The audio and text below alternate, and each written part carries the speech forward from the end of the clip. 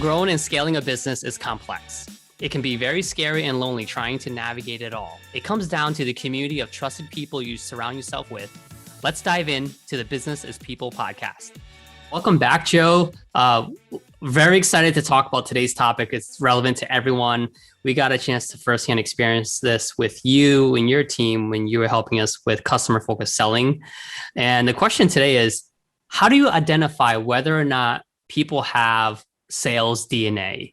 So let's unpack that a little bit. Like, what is sales DNA? Yeah, sure. I'm happy to talk to that. Thanks for having me back, Tom. So when we take a step back and think about selling, right?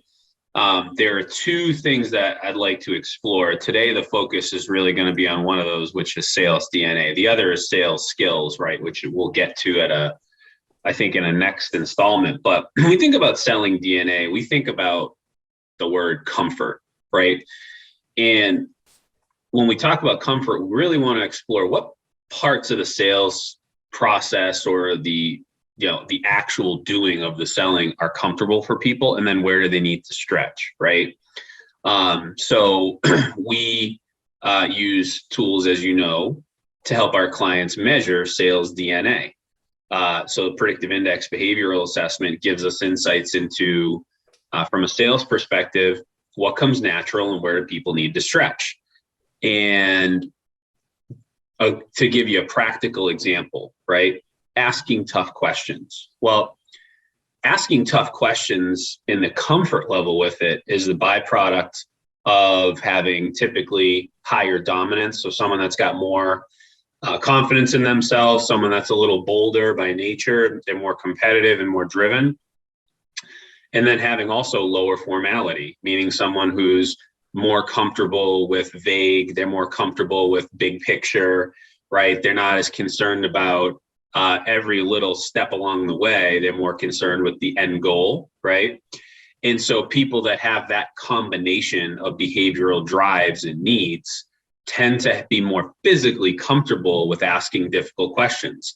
It's not about their intelligence. It's not about their subject expertise. It's not that they're not prepared, right? It just feels more comfortable to do that when you have those behavioral characteristics. And so when we think about selling DNA, we're trying to help people understand what they should expect from their salespeople in terms of comfort, and then where they're going to have to help them develop some skills or modify that behavior to meet the needs of their sales program.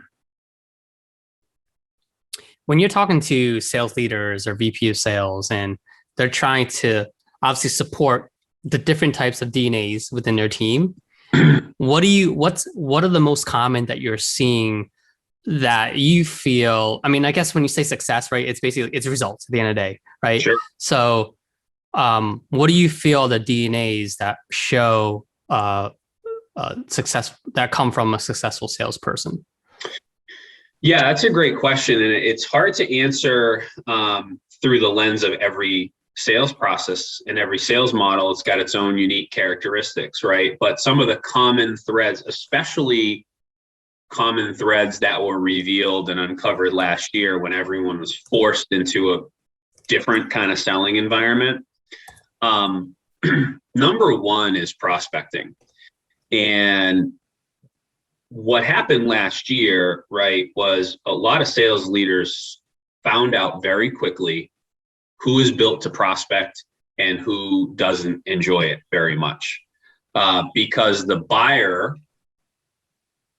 went from being largely in the disadvantage section of the column to the advantage section of the column, right?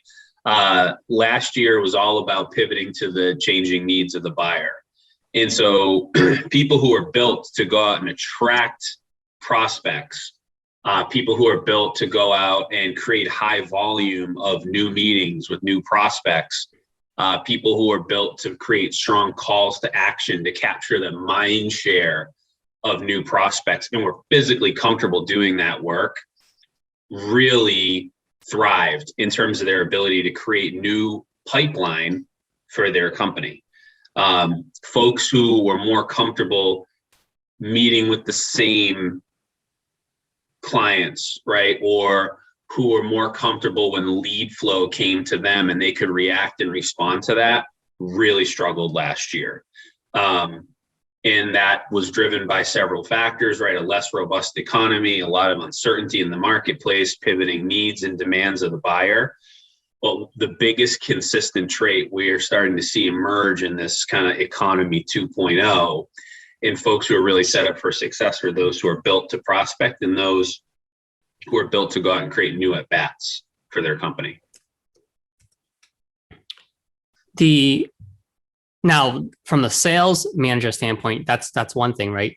Talking to salespeople themselves, I think that's a better lens of like reality sometimes, Joe. So, what are you hearing? What are you seeing from these folks, from these SDRs, BDRs, these AEs?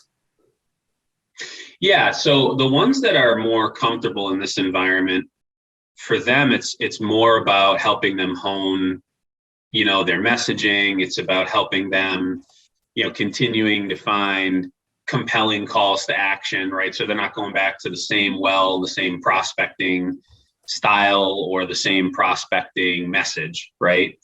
For those who are less comfortable with it, it's really going back to basics and making it a math problem, right? Because for folks that are less comfortable with prospecting, to support them and to help them, you really need to give them an idea of what will happen if they don't prospect, right? What can they expect in terms of volume of new opportunities coming through the door? What percentage of those are they most likely to convert?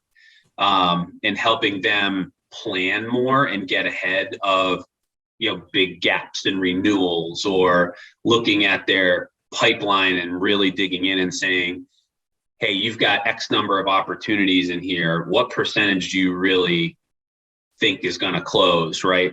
Tell me what it's going to take for you to create 5 new conversations this week. You have to really have your finger on the pulse, talking to these sales reps of what is it going to take? What kind of energy level is it going to take for them to create a certain number of new at-bats, but also paint the picture for them of if they don't, what kind of corner they're backing themselves into.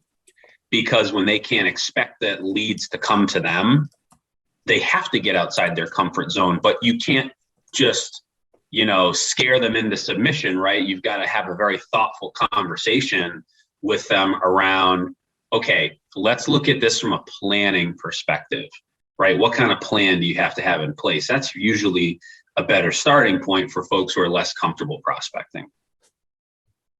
Now, prospecting is definitely a discipline, I feel. There's motivation, there's discipline, but I think a lot of it is mindset, right? Because I have salespeople as well, and then you're always trying to figure out, what's going to motivate this person to what's their hot button, what's their driver for why they're doing this.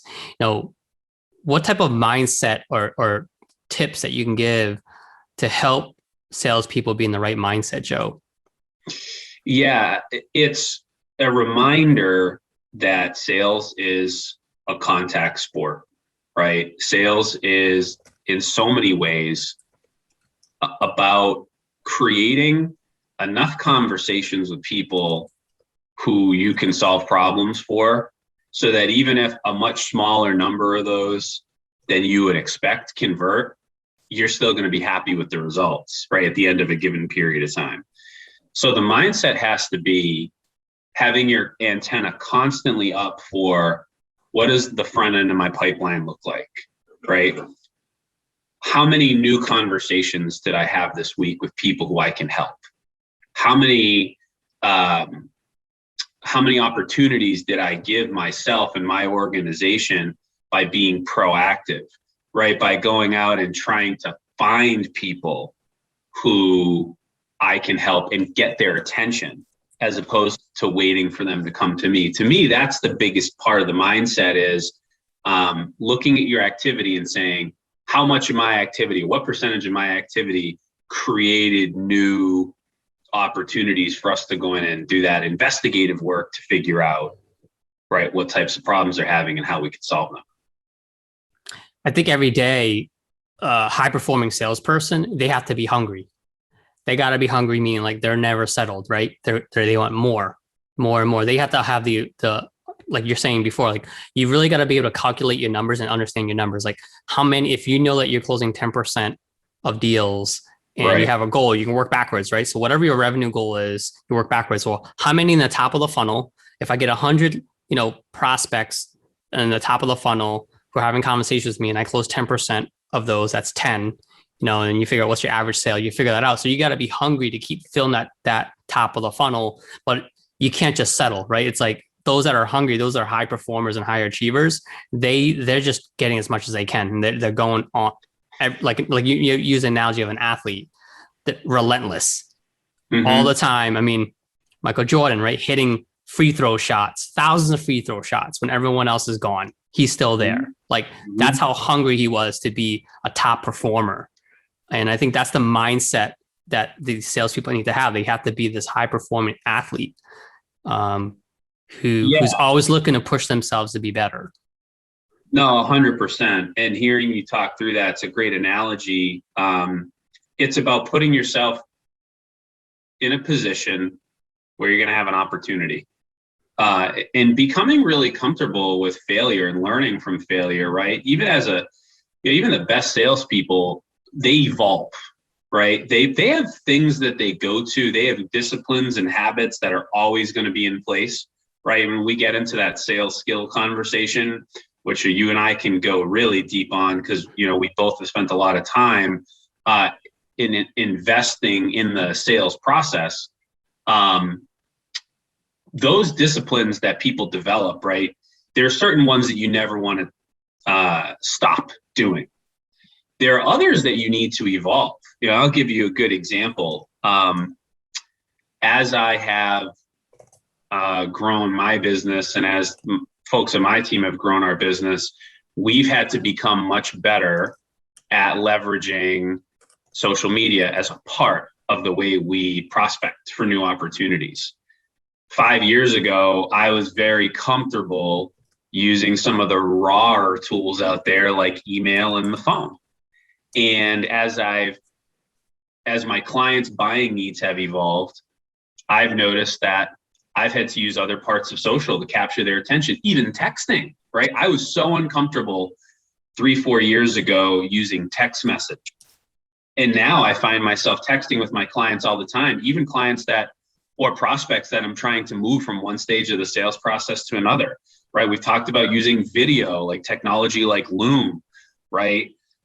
We've talked about using thoughtful LinkedIn content, and it's the amalgamation of those things. It's not a this or that thing. You have to touch people in their interest in you as a potential business partner from multiple angles, right? You have to capture their mind share in social. You have to capture their mind share on email. You have to capture their mind share still sometimes with the phone or even something like text. And so I think it's a combination of doing what's working, right? To the Michael Jordan example, he's always going to have to hit free throws at the end of the game, right? Kobe always had to hit free throws at the end of the game, right? Tiger Woods always had to be unbelievable around the green from 50 yards in.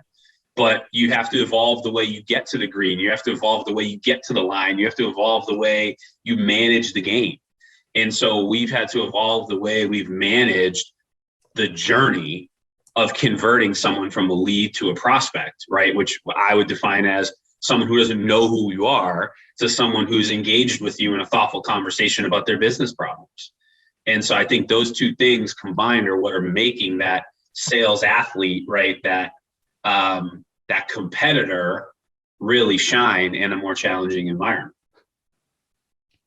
Yeah, you have to be willing to evolve, transition, enhance, push yourself to try new techniques, because to always be high performing, there's always new skills to learn, right? You can't do what was working 5 years ago, 10 years ago. It might have been what was working, but things have changed. And I think it's kind of like the survival of the fittest. Like you see the progression and evolution of these high performing salespeople because they're adapting, they're embracing it, they're pushing themselves to be uncomfortable. So like that's, the mindset and the true DNA of a really high performing salesperson is that person that can adapt at the end of the day and evolve.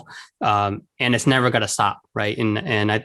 So this is really great content here. And I know we'll dive deeper as we transition to talk more about the right skills you need to be a salesperson that's going to crush it.